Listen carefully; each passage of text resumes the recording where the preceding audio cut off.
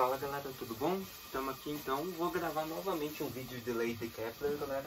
Só que dessa vez com um quadro melhor, né? Eu creio que dá para entender melhor também. Seguinte galera, são 3 leis de Kepler na física, tá? Primeiro que você tem que lembrar, que eu não vou gravar o vídeo, que é muito simples, o que é geocentrismo e o que é heliocentrismo. Heliocentrismo foi a primeira teoria do universo criada do sistema solar. Na verdade foi o geocentrismo, perdão, que colocava a Terra no centro de tudo. Ou seja, todos os planetas, inclusive o Sol e a Lua, orbitavam ao redor da Terra. Só que foi quebrada pelo heliocentrismo, que é o Sol no centro de tudo e todos os planetas giram ao redor do Sol. Beleza?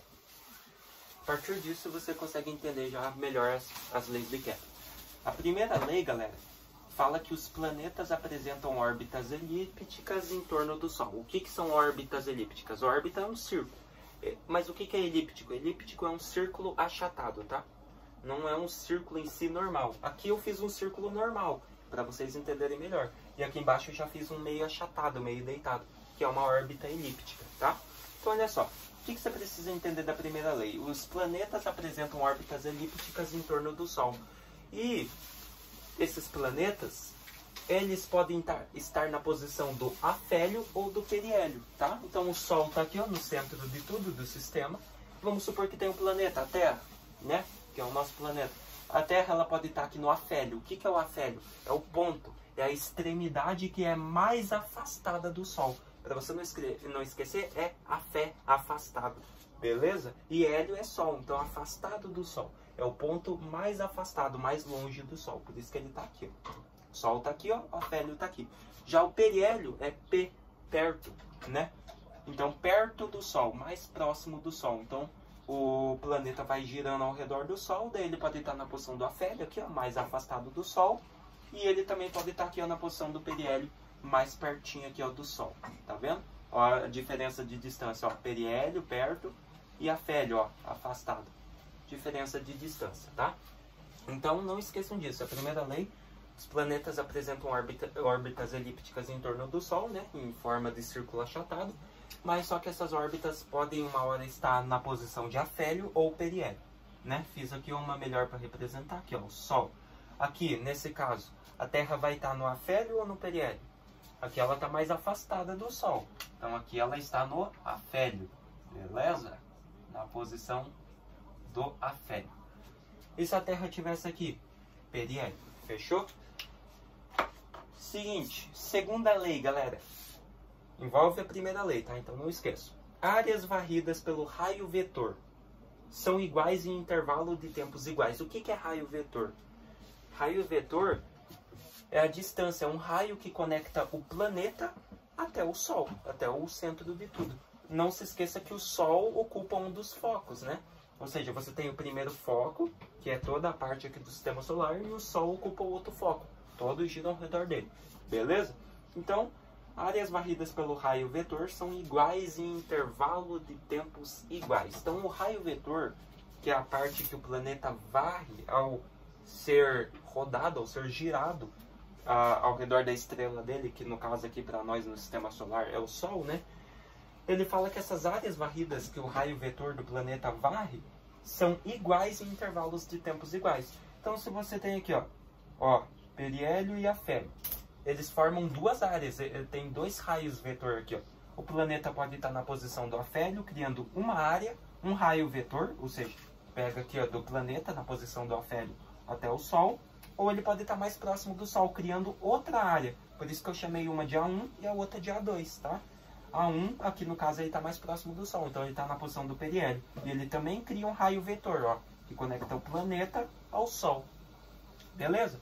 E não se esqueçam que esse raio vetor é igual em intervalo de tempos iguais. As áreas são iguais em intervalo de tempos iguais. Então, se esse planeta, aqui ó, na posição do afélio, a Terra, por exemplo, para ela completar o raio vetor aqui, ó, para ela dar uma órbita na posição do afélio ao redor do Sol, se ela leva, vamos supor, um mês, que nem está aparecendo aí na imagem que eu coloquei para vocês na tela, se ela leva um mês, quer dizer que na posição do periélio, esse planeta também vai levar um mês para ele orbitar ao redor do Sol. tanto no afélio tanto no periélio. Ou seja, tanto na área 1 na área 2, elas são iguais. Se aqui ele leva um mês para levar a órbita ao redor do Sol, aqui ele também vai levar um mês para levar a órbita ao redor do Sol. E o tempo é o mesmo, tá? Eu estou falando de tempo agora. Mas e a área?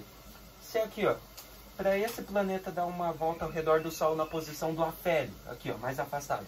E se ele leva isso, essa área, vamos supor que é de 2 metros no afélio, no periélio também vai ser de 2 metros, beleza?